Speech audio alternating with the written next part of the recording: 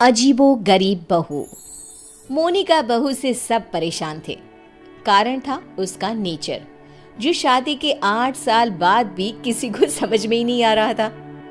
बहू, मैं मंदिर जा रही हूँ, आऊं तो पराठा तैयार रखना। पराठा किस चीज का माँ जी?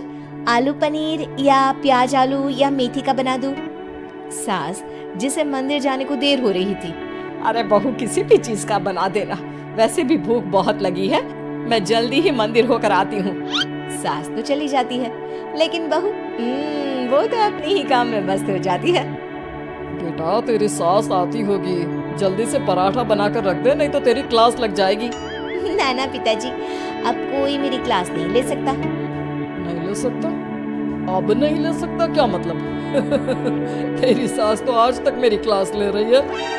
पिताजी, मैंने तो शादी ही इसलिए की है कि मुझे पढ़ाई ना करनी पड़े। क्लास लेंगी सास तो मैं नहीं रह पाऊंगी। अरे तो जो होमवर्क देकर गई है वो जल्दी से पूरा कर ले बेटा। होमवर्क? कैसा होमवर्क? अरे परेशान हो गया मैं तो। कुछ नहीं बहू, कुछ नहीं, सॉरी, जा। माफी भी मांग रहे हैं पापा जी, और मुझे पता भी नहीं कि आपने क्या गलती कर दी। खैर, जा रही हूँ मैं। आज ना अलमारी ठीक करने का काम करना है मुझे। बहू कमरे में चली जाती है कि सामने उसकी बेटी की सहेली आ जाती है।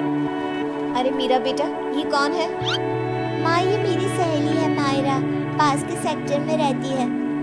अच्छा, क्या नाम है? कहाँ मिले तुम दोनों? आंटी, इसने बताया ना कि मेरा नाम मायरा है, मैं पास के बिल्डिंग में रहती हूँ और हम स्कूल फ्रेंड्स हैं। अच्छा, तुम लोग स्कूल में नहीं खेलते, जो घर में खेलने की जरूरत पड़ गई? वैसे क्या करते हैं पापा तुम्हारे? आंटी, मेरे पापा अमेरिका में रहते हैं। अच्छा, क्या करते हैं? अच्छा, कितने भाई बहन हो तुम? और सॉरी आंटी, मुझे जाना है, मीरा देख लेना, खेलना हो तो शाम को पार्क में मिलते हैं। सहेली के जाने के बाद क्या है माँ, भगा दिया ना मेरी सहेली को। अरे पता नहीं क्यों इतनी बड़ी होकर भी आप समझ नहीं पाती कि कैसे रहना चाहिए, क्या पूछना चाहिए। भगा दिया मेरी सहेली को। खैर, मोनिका का अजीबो गरीब नेचर चेंज होने का नाम ही नहीं ले रहा था। एक दिन, क्या बात है मोनिका, कहाँ जा रही हो? मैं ना जरा बाजार जा रही हूँ, थोड़ा काम है। आप बताओ, काफी बिजी लग रहे हो। हाँ यार, वर्क फ्रॉम होम है ना, तो काम बहुत ज्यादा है। ठीक है, कोई ना। वो क्या है ना, बाहर धूप है और मुझे सामान लेने जाना था। कोई ना, लेकर आती हूँ। क्या होगा, ज्यादा से ज्यादा चक्कर खाकर गिर जाऊंगी या फिर कुछ हो जाएगा। अरे नहीं नहीं, लाओ लाओ, क्या लाना है? लिस्ट मुझे दे दो, मैं लेकर आता हूँ। मोनिका पति को लिस्ट देकर किचन में चली जाती है। अरे क्या बात है, तू तो झोला लेकर निकली थी, फिर वापस क्यों आ गई? वो क्या है ना, ये बोले कि मैं ले आता हूँ, तो मैं वापस आ गई। देख ले, किचन तेरा है, तू जानती है क्या है क्या नहीं है। अरे कोई बात नहीं, वो ले आएंगे ना सब, मैंने उन्हें लिस्ट दे दी है। लेकिन जब थोड़ी देर बाद पति सारा सामान लेकर आता है तो मैं चली दाल बनाने। लेकिन ये क्या, छोले से तो दाल निकलती ही नहीं। ये क्या है जी, दाल क्यों नहीं लाए आप? लिस्ट में लिखा ही नहीं था तो मैं कैसे लाता? जो जो लिखा है सब लाया हूँ मैं। बस अब तो मोनिका का गुस्सा 7वें आसमान में पहुंच जाता है। अरे नहीं लिखा तो ये मतलब कि तुम लाओगे नहीं? कम से कम थोड़ा सोच ही लेते। मोनिका बड़बड़ाती वहां से चली जाती है और पति, वो तो बेचारा सर पकड़कर खड़ा हो जाता है। अब पता चला हम कैसे रहते थे सारा दिन और सारी शाम। हाँ पापा, मम्मी की आदतें तो समझ में ही नहीं आती। कल मेरी सहेली को भी भगा दिया। एक रोज तो मुझे इतना परेशान कर दिया कि मैं अपना सर पकड़कर ही बैठ गया। अरे मेरा तो रहने ही दो बेटा, क्या बताऊं क्या ना बताऊं। अरे पता ही नहीं चलता किस पल क्या समझ जाए और क्या समझा दे। समय निकल रहा था, हर कोई मोनिका से परेशान हो रहा था। किसी के पास कोई उपाय नहीं था कि कैसे उसकी आदतों को सुधारा जाए। फिर एक रोज, अच्छा बेटा, क्या खाओगी आज? माँ, कुछ भी बना लो।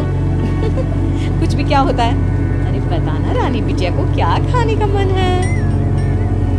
माँ, पालक पनीर। मेरी बेटी पालक पनीर खाएगी। लेकिन बेटा, पालक तो है नहीं, कुछ और बता। माँ, बहुत दिनों से छोले भटूरे नहीं खाए।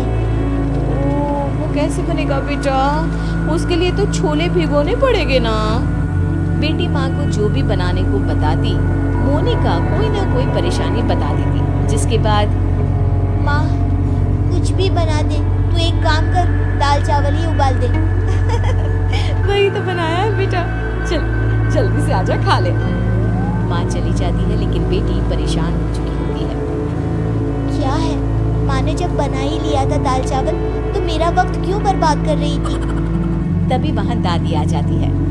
क्योंकि तेरी माँ है ही ऐसी, यहाँ तेरे पास आने से पहले मेरा भी सर खा कर गई है।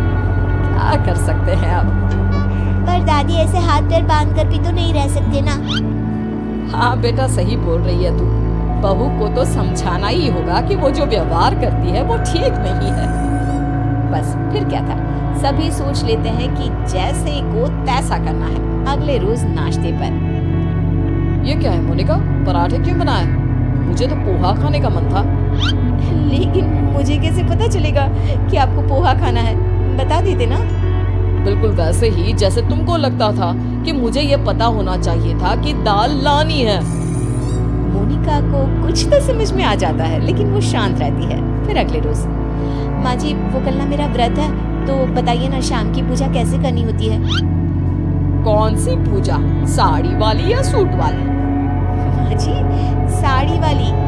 वैसे क्या खाते हैं उसमें? खीर ना, तो मैं अभी खीर बना लेती हूँ। कौन सी खीर बहू, चावल वाली या सूजी वाली?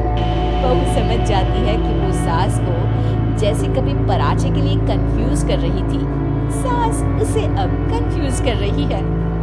तभी डोरबेल बजती है। सामने होती है पड़ोसन जो मोनिका से मिलने आई होती है। अरे बिटिया, माँ को बुलाना अपनी। माँ को? लेकिन इस वक्त आपको क्या काम है?